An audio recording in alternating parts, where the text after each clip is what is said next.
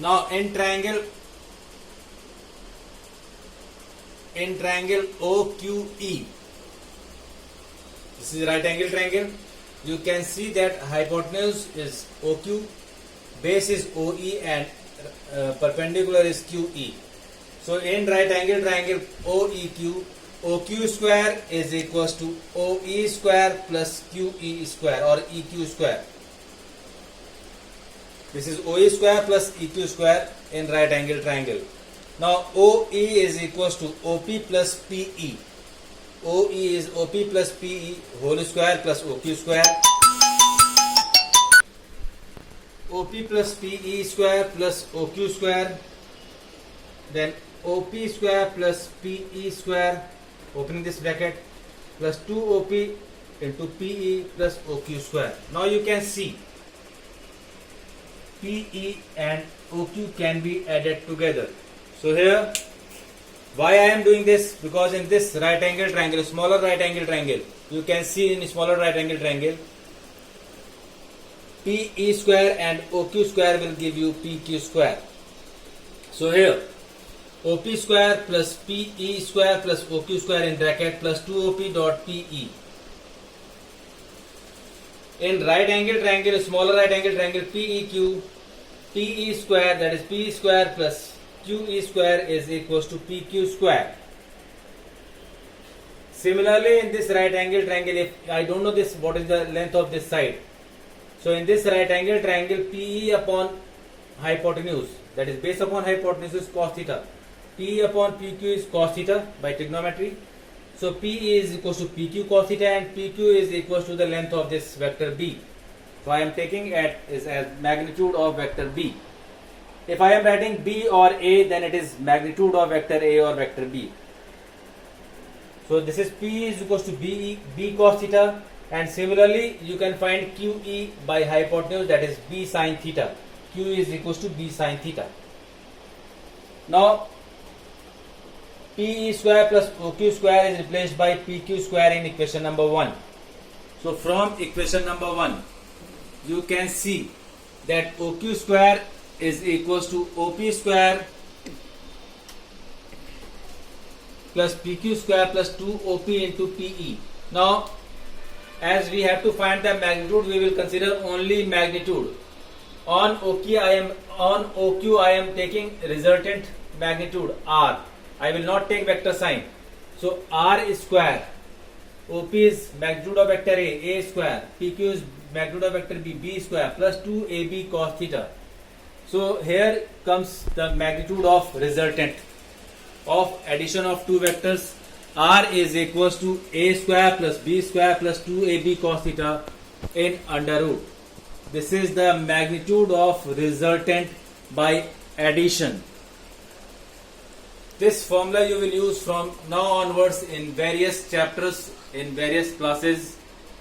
So resultant magnitude can be obtained as a square of under root of a square of magnitude of first vector plus a square of magnitude of second vector plus 2AB cos theta, where theta is angle between the two vectors, which is also known as angle between the direction of two vectors. Be clear about this angle. Theta is angle between direction of two vectors. This is about magnitude of resultant. Now, how will you find the direction of resultant? Direction of resultant is given by alpha in the diagram.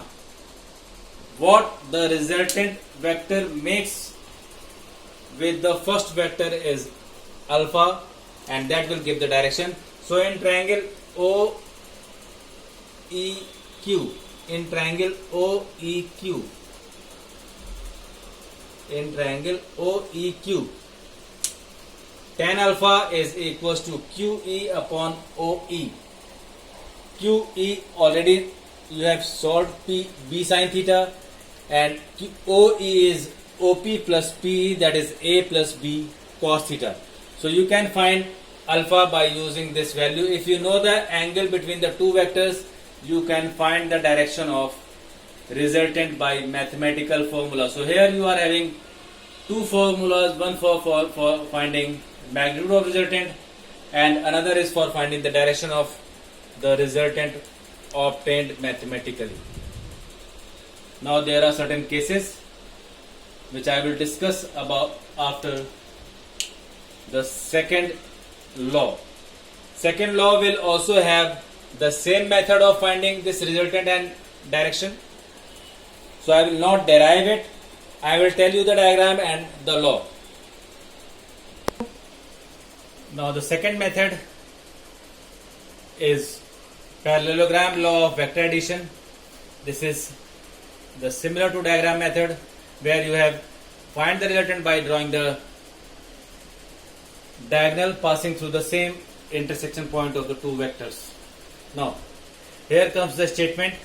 The statement says that if the two vectors are represented in magnitude and direction, if the two vectors are represented in magnitude and direction by the two adjacent sides of a parallelogram drawn from a point, that is the common point of origin, then their resultant is represented in magnitude and direction by the diagonal of the parallelogram drawn from the same point, that is the point of intersection of both the given vectors, the point from where the two vectors are originating. So the law of parallelogram again gives that the resultant is given by the diagonal passing through the intersection of the two vectors, or the point from where the two adjacent sides of a parallelogram are originating. This also gives the resultant magnitude and direction by alpha and r, the derivation remaining same, only the change is in the diagram only. Nothing extra is there, so no need to worry. Diagram I will draw, rest you will derive. I have derived for the triangle law of vector addition, and then I will, after drawing the diagram, I will explain the three cases of this resultant magnitude and direction.